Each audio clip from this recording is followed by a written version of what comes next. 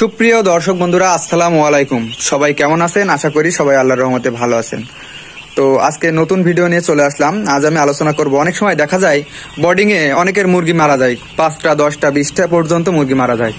তো আমি এমন কিছু টেকনিক দিব, মানে কোনো ওষুধের নাম বলবো না, এমন কিছু টেকনিক দিব, ওই টেকনিকগুলো অবলম্বন করলে আপনার বোর্ডিং এ কোনো মুরগি মারা যাবে না, এক পিসও মারা যাবে না। যদি মারা যায় বলেন ভাই যে এই কারণে মুরগি মারা গেছে, আমার কমেন্টে জানাবেন যে ভাই মুরগি আপনার বলার পরে মারা গেছে। যদি না যখন বাচ্চা আনবেন কার্টুনে যদি দুর্বল থাকে তখন মারা যেতে পারে, কার্টুনে দুর্বল থাকলে তো আমার কিছু করা নাই। তো এই টেকনিকগুলো ব্যবহার করবেন। আমরা যে 3 থেকে 4 দিন বোর্ডিং করি, ওই 3 থেকে 4 দিনে এক পিস মুরগি মারা যাবে, আমার কমেন্টে জানাবেন ভাই আমার মুরগি মারা গেছে, যদি পায়ের তলায় না পড়ে বা অন্য কিছুতে। তো প্রথম ইয়েটা কি, এখন যেহেতু বর্তমান শীতকাল, এটা শীতকালের জন্য বলছি কিন্তু গরমকালের জন্য না, যেহেতু এখন শীতকাল, আপনারা শীতকালে পর্যাপ্ত পরিমাণ আলোর ব্যবস্থা করবেন, মানে লাল যে বাল্ব গুলো আছে হিটের ব্যবস্থা করবেন। এই দেখেন আমার 550 মুরগির এখানে 3টা হপাত দিয়েছি। আজকে মুরগির বয়স 3 দিন পারে, 3.5 দিন, মানে 3 দিন 10 ঘন্টা মতন হতে গেল। তা 4টা 8টা 12টা ডুম আছে এখানে। আমি যেদিন বোর্ডিং করেছি সেদিনই 10টা ডুম দিয়ে বোর্ডিং করেছি। তো তাপমাত্রা নিয়ে কম্প্রোমাইজ করবেন না, যেহেতু শীতকাল। মুরগি যদি এক জায়গায় হয়ে যায়, মুরগির নাভি শুকাবে না, তখন বিভিন্ন রোগ জীবাণু হবে এবং মুরগি দুর্বল হয়ে যাবে, এক জায়গায় থেকে খাওয়া দাওয়া করবে না, মুরগি ছোট বড় হয়ে যাবে। তো অবশ্যই এই তাপমাত্রা নিয়ে কম্প্রোমাইজ করবে না। অনেকে বলে যে ভাই অনেক টাকা বিল উঠবে। ভাই গরমকালে তো আপনি ফ্যান চালান, 24 ঘন্টা ফ্যান চালান, তখন তো অনেক টাকা বিল ওঠে, তখন তো বলেন না যে ভাই বিল উঠবে। তো এখনো সেম সিস্টেম, আপনি বাল্ব জ্বালাবেন না, হয়তো 15 দিন আপনার জ্বালানো হতে পারে, 15 দিনের পরে কিন্তু বড় মুরগির লাল বাল্ব লাগে না, তখন কিন্তু কারেন্ট বিলটা সেভ হবে। তাই 15 দিন, বিশেষ করে এই বোর্ডিং এর 4 দিন, মানে মুরগির জন্য কখনো এক জায়গায় না হয়, তাপ মানে শীতের জন্য এক জায়গায় না হয়, খোলামেলা থাকে। আর অনেক সময় দেখা যায় 4 দিনের পরে গিয়ে অনেক মুরগির বা 10 দিনের ভিতরে পেটে পানি চলে আসে। এর কিন্তু কারণ আছে বোর্ডিং এ। বোর্ডিং যদি ভালো না হয় মুরগির পেটে পানি আসবে। আর বলতে পারেন ভাই বোর্ডিং এ কিভাবে পেটে পানি আসে?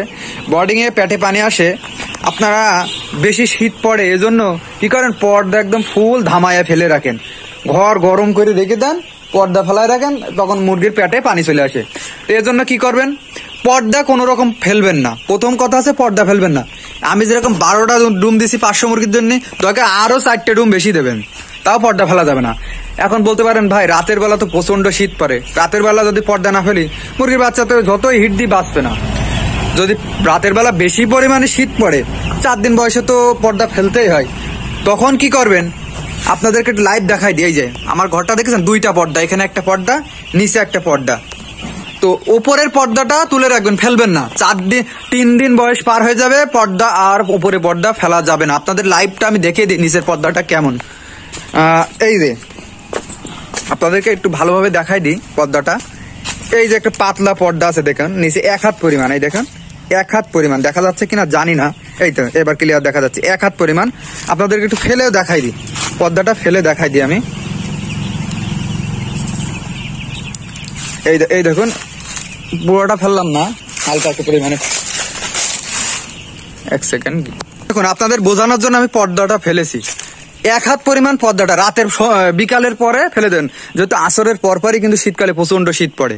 আর দিনে মানে যদি একটু বাতাস বয়, ঠান্ডা বাতাস, রোদ না ওঠে, তখন এই পর্দাটা ফেলে দেবেন 1 হাত পরিমাণ। এবার এই পর্দাটা এরকম পুরু হলে কিন্তু হবে না, এই পর্দাটা দেখুন কত পুরু, খুবই পুরু, অনেকে বস্তা ব্যবহার করে। এই পর্দাটা হবে এরকম বোরকার কাপড়ের মতন পাতলা। দেখেন আমার হাত দেখা যাচ্ছে, ভিডিওটা দেখুন, নিচ দিয়ে আমার হাত দেখা যাচ্ছে, দেখেছেন হালকা দেখা যাচ্ছে। তো এই পর্দাটার কাজ কি, বাতাসটা আটকাবে, ভিতরে যদি অ্যামাইনো অ্যাসিড থেকে আস্তে আস্তে ভিতরে যে গ্যাসটা তৈরি হবে এই গ্যাসটা বের করে দেবে, আর বাইরের বাতাস যাবে না। তখন আপনার মুরগি যে 15 দিন বয়সে পেটে পানি হয়, এই বোর্ডিং এ কিন্তু পেটে পানি হয়ে যায় 15 দিন বয়সে দেখা দেয়। তো অবশ্যই এই পর্দাটা ফেলে রাখবেন, দেখবেন আপনার মুরগির পেটে পানি হবে না, এবং বোর্ডিং এ অবশ্যই এই কাজটা করবেন। আর আরেকটি ভুল আমরা করে থাকি, ওষুধের ব্যবহারটা আমরা জানি না। মানে নতুন খামার করি, মানে ডিলারে দিয়ে দেয় ওষুধ, ভুংভাং ওষুধ দিয়ে দেয়, তাহলে ওই বোর্ডিং এ কিন্তু 500 মুরগির জন্য বেশি ওষুধ লাগে না, মাত্র 2টা ওষুধ লাগে, মাত্র 2টা ওষুধ। ওষুধ দুটো আপনাদের দেখাই দিই, ভিডিও প্রথমে বললাম ওষুধ দেখাবো না, তাও আমি ওষুধ দুটো দেখাই দিই আপনাদের উপকারে যদি আসে। মাত্র এই 2টা ওষুধ ব্যবহার করবেন। অ্যান্ড্রোসিন এই ওষুধটা ব্যবহার করবেন, এর সাথে এই যে রেনামক্স, রেনামক্স, এই দুইটা ঔষধ আপনারা 3 দিন ব্যবহার করবেন। বডিং এ যে 3 দিন, প্রথম থেকে 3 দিন ব্যবহার করবেন। এই দুইটা ঔষধ ব্যবহার করবেন। আর আনার সাথে সাথে ওই চিনির পানি অথবা লাইসোভিট ব্যবহার করতে পারেন, অথবা যে কোনো কোম্পানির একটা ঔষধ ব্যবহার করতে পারেন, অথবা গুড়ের পানি ব্যবহার করতে পারেন।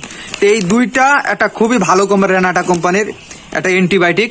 বডিং এ যদি অ্যান্টিবায়োটিক ব্যবহার না করেন, বডিং এ কিন্তু বাচ্চার মানে একটা সেন্সিটিভ সময়, 1 থেকে 10 দিন পর্যন্ত একটা সেন্সিটিভ সময় মুরগি। এই সময় যদি রোগ হয় তা খামারে মুরগি আর বাঁচানো সম্ভব হয় না, অনেক টাকা লস হয়। দেখলো 500 মুরগি বা 1000 মুরগির মধ্যে 200-300 মারা যায়।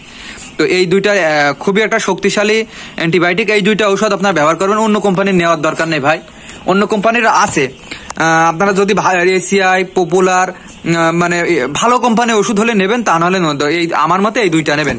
মানে ম্যাক্সিমাম খামারি কমন ঔষধ আছে এই দুইটা ব্যবহার করে, মানে এই দুইটাই ভালো রেজাল্ট হয়। তো অবশ্যই এই দুইটা ঔষধ ব্যবহার করবেন।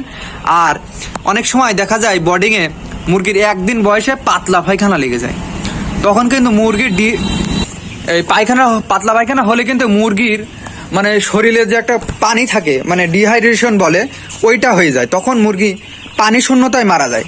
তখন কি করবেন? যখনই দেখবেন 1 দিন বয়সে মুরগি যদি পাতলা পায়খানা ফেরে বা গাজা গাজা মানে গ্যাস পায়খানা ফেরে, তখন এই ওষুধটা ব্যবহার করেন, এনজাইম এক্সেল। এটা আপনার হজম শক্তি বাড়ায়, পাতলা পায়খানা কমাবে, খাবার রুচি বাড়াবে, ওজন বৃদ্ধি করবে। তার মানে লস নেই। একটা ওষুধ 200 টাকাতে কিনে খাওয়ালে লস নেই, মানে লাভ ছাড়া লস নেই। যেহেতু ওজন বাড়ছে, ফিড নষ্ট হচ্ছে না, এই ওষুধগুলো যদি আপনি ব্যবহার করেন, আপনার মিনিমাম 1 থেকে 4 দিন বয়সে 1 পিস মুরগি মারা যাবে না। মুরগি যদি আনার সাথে সাথে কার্টুনের ভিতরে দুর্বল অথবা ল্যাংড়া এরকম না থাকে, কার্টুনের ভিতরে যদি দুর্বল থাকে, তখন তো মুরগি মারা যাবে। কার্টুনতে নামানোর পর যে কটা সতেজ বাচ্চা নামাবেন, 1 পিস মুরগি যদি মারা যায়, আমার কমেন্টে জানাবেন ভাই আপনার নিয়ম ফলো করেও আমার 1 পিস মুরগি মারা গেছে, আমাকে বলবেন। আমাকে কমেন্টে আপনারা লিখবেন যে ভাই আপনি বলার পরেও 1 পিস মুরগি মারা গেছে। আর ভিডিওটি যদি আপনাদের ভালো লেগে থাকে অবশ্যই কমেন্ট করবেন এবং চ্যানেলটি সাবস্ক্রাইব করে দেবেন। ধন্যবাদ।